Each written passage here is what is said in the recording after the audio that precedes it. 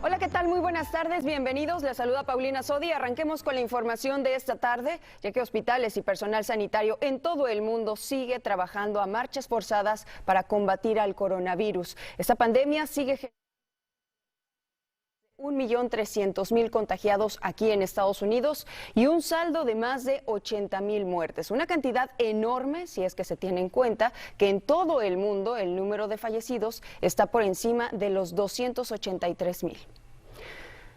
Aquí en Estados Unidos hay preocupación en la Casa Blanca por la posibilidad de un brote de coronavirus tras confirmarse contagios entre funcionarios. Esto llevó a varios miembros del equipo de trabajo contra el COVID-19 a aislarse en sus respectivas casas. Cristina Londoño, tú tienes más detalles al respecto. Buenas tardes, cuéntanos, por favor. Así es, Paulina, muy buenas tardes. La conferencia de prensa sobre las pruebas de coronavirus es hoy en la Casa Blanca y hay gran expectativa en torno a los que no van a estar presentes, porque como sabemos, el gobierno también está bajo el embate y la amenaza del coronavirus. Las entrañas de la Casa Blanca y del Congreso ahora afectadas por el coronavirus.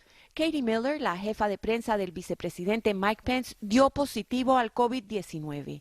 Ella está casada con Stephen Miller, asesor cercano en temas migratorios del presidente Trump. Fuentes del gobierno insisten que Pence está realizando pruebas diarias y en todas ha dado negativo. Mientras, en el Capitolio, el senador de Tennessee, Lamar Alexander, anunció que liderará una audiencia sobre el regreso al trabajo y a la normalidad desde casa, porque uno de sus asistentes salió positivo al coronavirus. Y 3 invitados al evento, el doctor Anthony Fauci, el director del Centro para el Control de Enfermedades y el comisionado de la FDA, también aparecerán en video porque están en cuarentena voluntaria.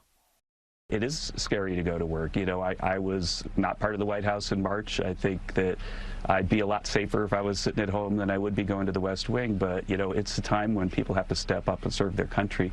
La revelación de que un mayordomo del presidente y la vocera del vicepresidente tienen coronavirus incrementó la seguridad en la mansión presidencial, con pruebas y chequeos de fiebre incrementados, pruebas diarias a funcionarios cercanos al presidente Trump. Algunos trabajadores están usando máscaras y el ala oeste de la Casa Blanca está siendo sometida a desinfecciones frecuentes.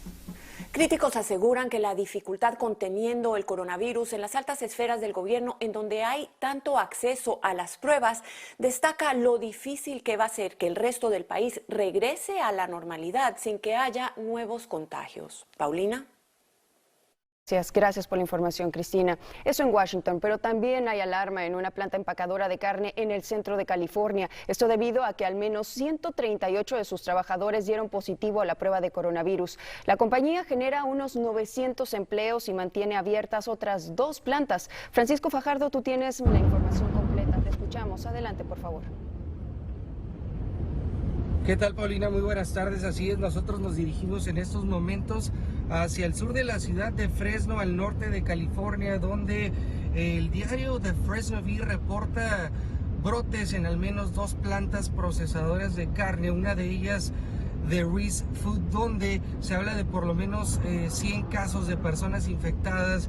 Incluso el mismo diario reporta que ya se han cerrado algunas líneas de producción como medida precautoria. Otra de las compañías que estarían siendo afectadas por casos positivos es de Central Valley Company, donde las autoridades han confirmado 138 casos. Obviamente hay preocupación de los empleados y recordemos que los CDC, según sus lineamientos, permiten que los empleados sigan laborando aún después de una posible exposición, debido a la naturaleza esencial de estas compañías, siempre y cuando estos empleados se mantengan asintomáticos. Sabemos también que en días pasados el cierre de algunas plantas procesadoras por estos brotes en otras partes del país, se llegó a hablar de cierta escasez de carne que estaba afectando ya directamente con la subida de precios y escasez de este producto, incluso en algunos restaurantes de comida rápida. Pero bueno, les digo, nosotros nos mantendremos en contacto, seguimos en camino hacia el sur de Fresno y por supuesto trataremos de hablar con empleados y con la planta para que nos digan cuál es la situación exacta que se vive en estos momentos. Paulina. Estaremos atentos a tu reporte, Francisco. Por lo pronto, el país intenta retomar sus actividades dentro de las restricciones que imponen los estados, la mayoría de los cuales empezó ya desde ayer a reabrir negocios, aunque en muchos casos con personas ignorando las normas, lo que está generando preocupación. A pesar de ello, continúa este intento por reactivar la economía en el país y Rogelio Moratagle tiene más información. Cuéntanos, Rogelio. Pues sí, Paulina, la reapertura del país avanza y sin embargo todavía hay algunas ciudades que no han empezado a implementar estas medidas. Aquí, por ejemplo, en Miami Beach todavía tenemos que se encuentra cerrado, aunque ya se están preparando los planes para la reapertura en el sur de la Florida, reabrir, como lo está haciendo también el estado de Nueva York. Hoy el gobernador Andrew Cuomo estaba refiriéndose a que los oficiales deben de estar ya preparados para comenzar la reapertura. Todo esto ligado a que el número de casos está descendiendo en ese estado y que bueno, por consiguiente ya se puede hablar de una reapertura. Sin embargo, en algunos lugares fuera de control, como por ejemplo en el estado de Colorado, hemos podido ver imágenes de un restaurante que estaba lleno de gente, pero que además no estaban obedeciendo las medidas que recomiendan las autoridades sanitarias. Por ejemplo, el utilizar una mascarilla. Estaban muy cerca, no respetaban el distanciamiento social y además no llevaban la mascarilla puesta. Y esto sí puede significar un riesgo. Otros estados, por ejemplo, en Indiana ya se permitía la reapertura de las iglesias y hemos visto congregaciones que ya se han reunido y que también no han vestido la mascarilla, muy cerca los unos de los otros, y aún así, pues bueno, las autoridades estaban llamando a que tuvieran cuidado con esto, que si bien ya les están permitiendo que vuelvan a reunirse, que no lo hagan sin tomar estas medidas de seguridad. Y todo esto tiene que ver también con una encuesta que ha publicado el Centro Pew, en donde el 68% de los estadounidenses dice que esta reapertura es demasiado rápida. Un 31% dice que la reapertura ha sido demasiado lenta. Los primeros pensando obviamente en el tema de la salud, los segundos pensando en el tema de la economía. Así que bueno, vamos avanzando poco a poco, Paulina. Esta es la nueva realidad en este país. Gracias, Rogelio. Y continúa la investigación por los casos de unos 85 niños afectados por una enfermedad inflamatoria vinculada al COVID-19. En el estado de Nueva York ya se registran al menos 3 muertes de niños entre los 5 y los 7 añitos de edad que presentaban síntomas similares a los de la enfermedad conocida como Kawasaki y del síndrome del shock tóxico. Casi una decena de estados han reportado menores con este tipo de enfermedad inflamatoria, pero además en la ciudad de Nueva York se va a examinar a los niños con síntomas de coronavirus, realizándoles una prueba de anticuerpos. Por su parte, el Departamento de Agricultura destinó $3 millones para ayudar a los bancos de alimentos que en este momento están saturados de peticiones de comida. Zulema Salazar visitó precisamente uno de esos bancos en Maryland, que ha tenido que empezar a pagarle a sus voluntarios para poder atender todas estas demandas. Vea. Adela Inostroza pasó de ser voluntaria a trabajadora de tiempo completo del principal banco de comida de Maryland, luego de que la pandemia la forzara a cerrar su salón de belleza. Al cerrar el negocio quedamos ya sin ningún tipo de ingresos. Entonces tuve que ver la manera de cómo poder reinventarme. El salario que recibe aquí no se compara a los ingresos de su negocio, pero en las semanas que lleva trabajando dice que la satisfacción de contribuir es mayor. Y es que en todo el país muchos bancos de comida perdieron voluntarios temerosos de contagiarse que prefirieron quedarse en casa. Estamos apoyando a otras familias a que ellas puedan tener alimentos en su casa. A su lado en esta bodega laboran a su máxima capacidad Ana, que trabajaba en la construcción, y Adelaida, que limpiaba casas. Soy madre soltera, tengo 2 hijas y pues me ha ayudado mucho para no dejar de pagar la renta. Ya tienen más de un mes empacando estas cajas de 30 libras de comida para socorrer a los residentes de Maryland. 40 de cada 1000 personas en el estado no tienen trabajo. Nosotros sabemos que lo que hacemos, esas personas van a comer de lo que nosotros estamos haciendo.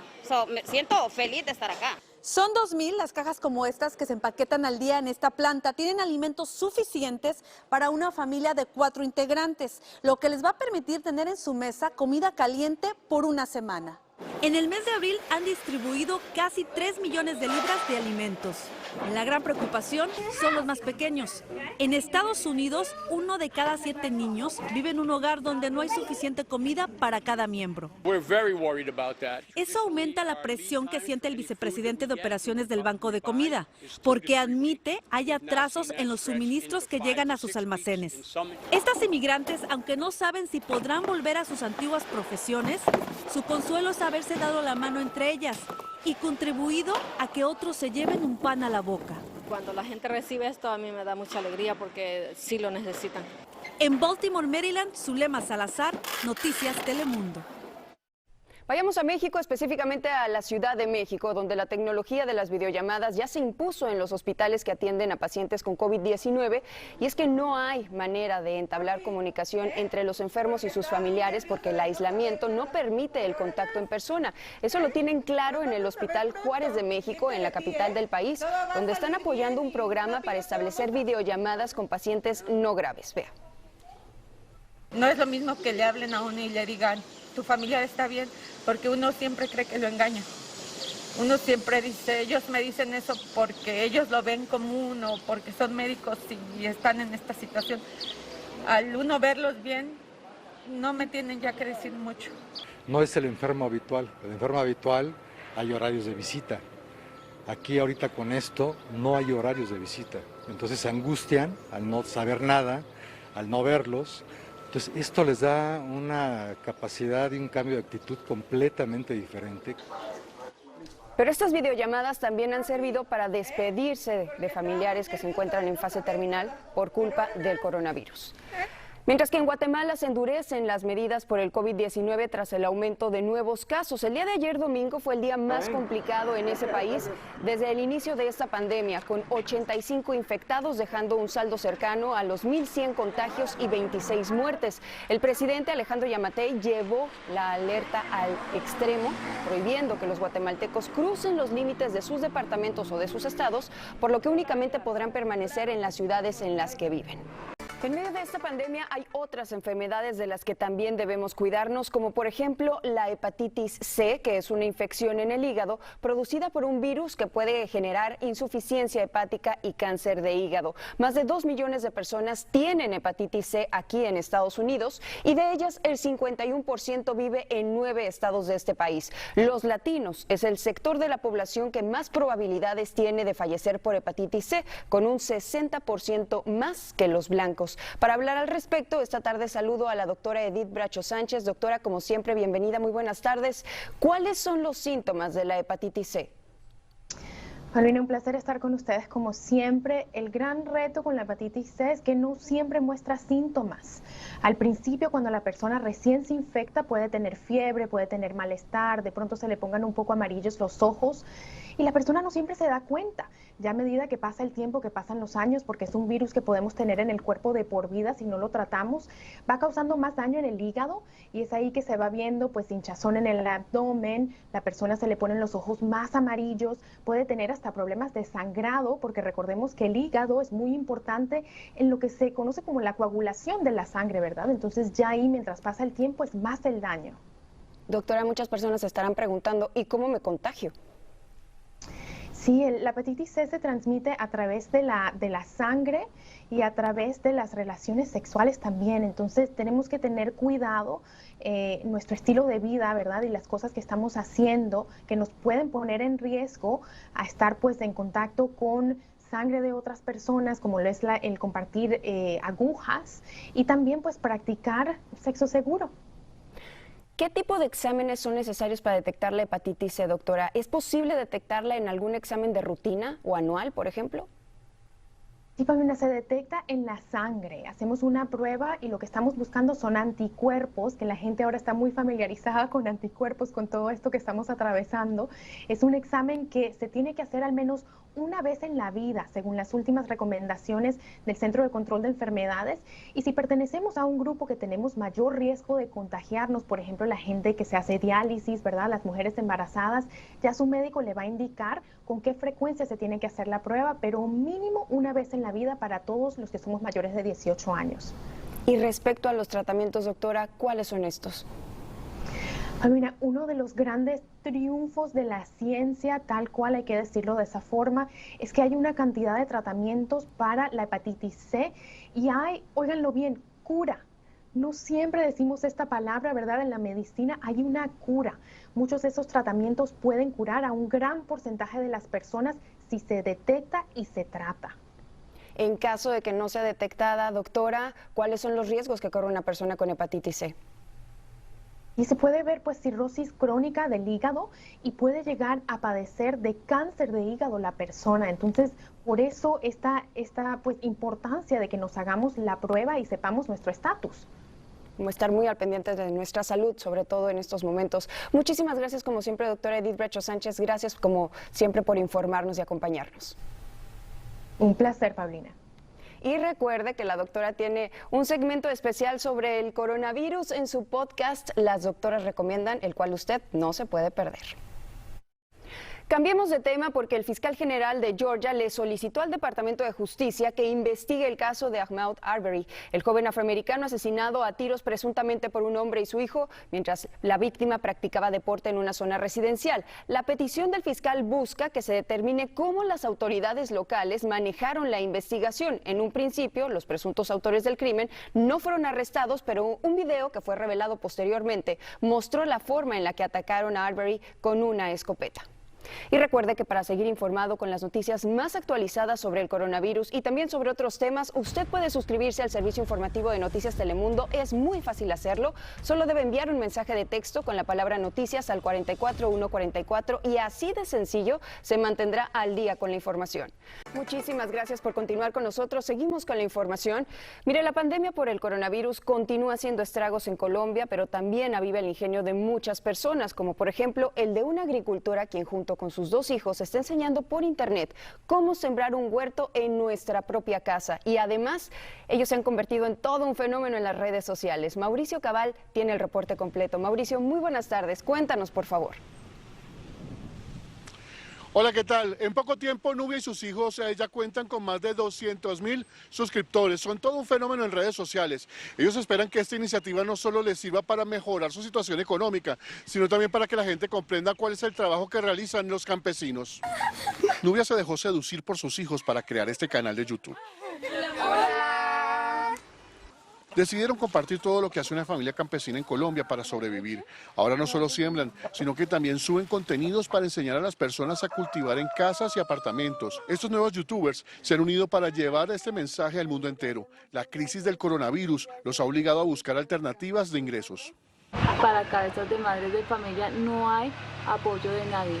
Nosotros hemos pasado y nos hemos tenido que ir a dormir sin probar un alimento. Sus hijos de 9 y 14 años son los promotores de esta idea. ¡Hola! Ellos decidieron ayudar a su madre para generar ingresos, motivándola para que se encargue de explicar en sus videos cómo mantener un huerto. Pero la iniciativa también incluye poner en venta este kit de semillas. Y tres bolsitas de semilla. Ellos mismos lo preparan para ser distribuido. El objetivo es que los seguidores puedan poner en práctica los consejos que le brindan. Quisimos hacer youtubers y quisimos hacer porque hay unos videos que no son educativos. Ella es nuestra mascota. Hasta ahora Nubia y sus hijos han subido 3 videos. El primero de ellos cuenta con más de 1 millón de visualizaciones. Yo, Heidi Gaona. Los ahora youtubers están planificando los próximos contenidos que esperan puedan servir de mucho para mejorar la situación de los campesinos en el país, que según indican, el 90% vive en pobreza extrema. Esta iniciativa es apoyada por buena parte de los habitantes del municipio de Chipaté, a unas 28 millas aproximadamente de Bogotá. Ellos esperan que con esto se comprenda que muchas veces los campesinos están teniendo pérdidas por los bajos precios que tienen los productos que comercializan. En Bogotá, Colombia, Mauricio Cabal, Noticias Telemundo. Muchas gracias, Mauricio. Un gran ejemplo el de esta familia, el cual transmiten desde el campo para todo el mundo. Hasta aquí las noticias por hoy. Gracias por acompañarnos. Mañana aquí tenemos una cita con la información. Recuerden, más noticias esta tarde en Noticias Telemundo. Muy buen lunes. Buena tarde.